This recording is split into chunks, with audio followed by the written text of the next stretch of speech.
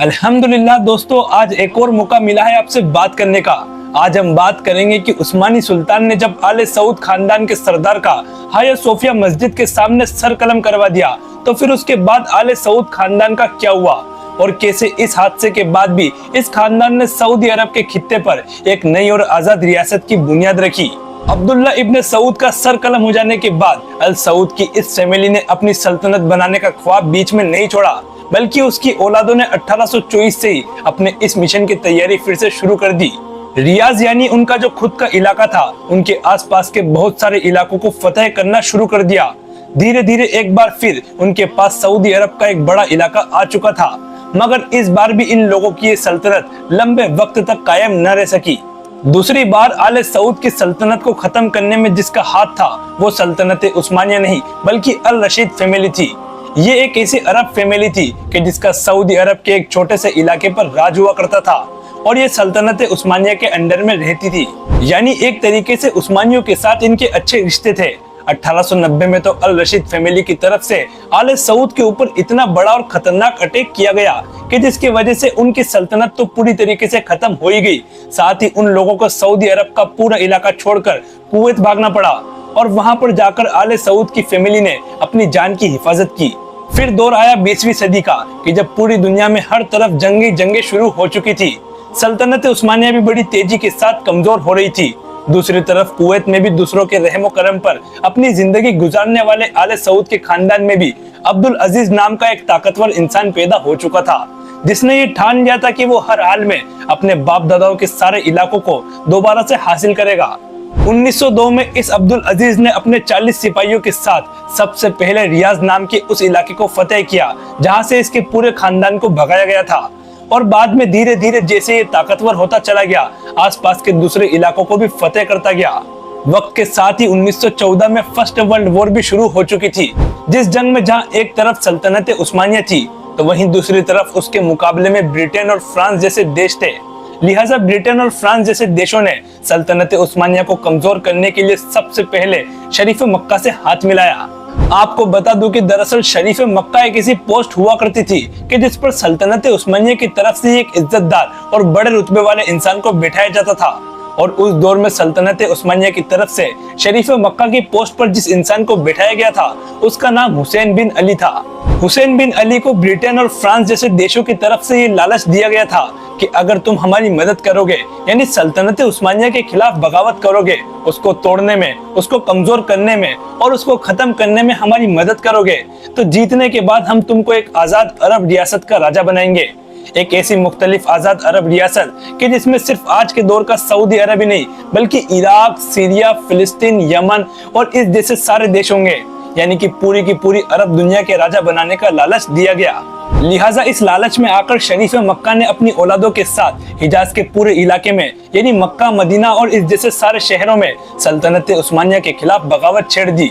और इस बगावत का अंजाम क्या हुआ, ये हम अच्छी तरीके से जानते हैं। हम सभी जानते हैं कि अरबों की बगावत ने सल्तनत उस्मानिया को जो नुकसान पहुंचाया था, उसका आधा भी नुकसान ना तो किसी बड़े से बड़े दुश्मन का कोई हथियार पहुंचा सका और न ही कोई बड़े से बड़ा जासूस पहुंचा सका था।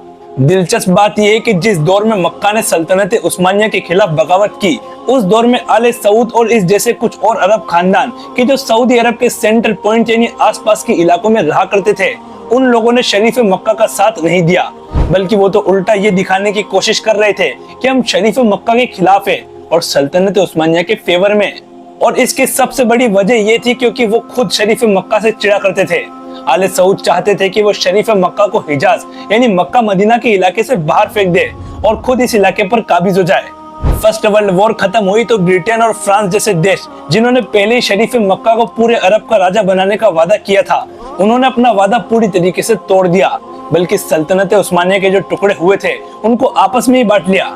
हालांकि शरीफ मक्का को भी राजा बनाया गया, मगर सिर्फ और सिर्फ हिजाज के इलाके का यानी सऊदी अरब का, और उस इलाके का जिसमें मक्का और मदीना जैसे शहर आते हैं। शरीफ मक्का को छोटे से इलाके का राजा बनाए जाने के साथ साथ ब्रिटेन और फ्रांस जैसे ताकतवर देशों ने शरीफ मक्का के ऊपर एक और ऐसा नहीं किया कि आखिरी वक्त में मक्का से अपना सपोर्ट छीनकर खुद उसके पड़ोसी दुश्मन यानी आले सऊद खानदान को सपोर्ट दे दिया।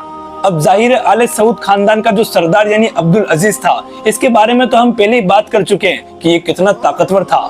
वो सबसे पहले इस मौके की तलाश में बैठा था। उसने सपोर्ट मिलते ही सबसे पहले अल रशीद नाम के उस खानदान को खत्म किया कि जिस खानदान की वजह से किसी दौर में आले सऊद को अरब का इलाका छोड़कर कुवैत भागना पड़ा था और इसके बाद फिर हिजाज के इलाके को भी फतेह कर लिया। यानी सल्तनत उस्मानिया से बगावत करके शरीफ मक्का को हराकर खुद उस पूरे इलाके पर काबिज हो गए। अब धीरे धीरे वो सारे इलाके आले सऊद के अंडर में आ चुके थे, जिन सारे इलाकों पर आज के दौर में सऊदी अरब बसा हुआ है। इसके बाद 1927 में ट्रीटी ऑफ जेद्दा के तहत फाइनली ब्रिटेन की तरफ से हिजाज और रियाज के दोनों इलाकों को मिलाकर एक अलग आजाद अरब रियासत की मान्यता दे दी गई। ऐसा माना जाता है कि इसके बाद अब्दुल अजीज आसपास के दूसरे अरब देशों पर जैसे कि सीरिया, इराक, फिलिस्तीन, लेबनान, इन सभी इलाकों पर कब्जा करना चाहता था, मगर जाहिर है उस दौर में इन सारे इलाकों पर ब्रिटेन जैसे देश ने कब्जा कर रखा था, तो इसीलिए अब्दुल अजीज ने इन पर अटैक ना करना ही बेहतर समझा, वरना जाहिर है उसका खुद का एरिया भी खतरे में आ सकता था।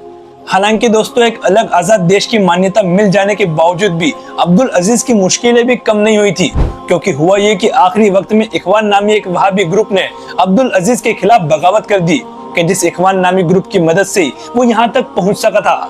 दरअसल दोस्तों, इखवान एक ऐसा ग्रुप था जो कट्टर वहाबी विचारधारा पर यकीन रखता था।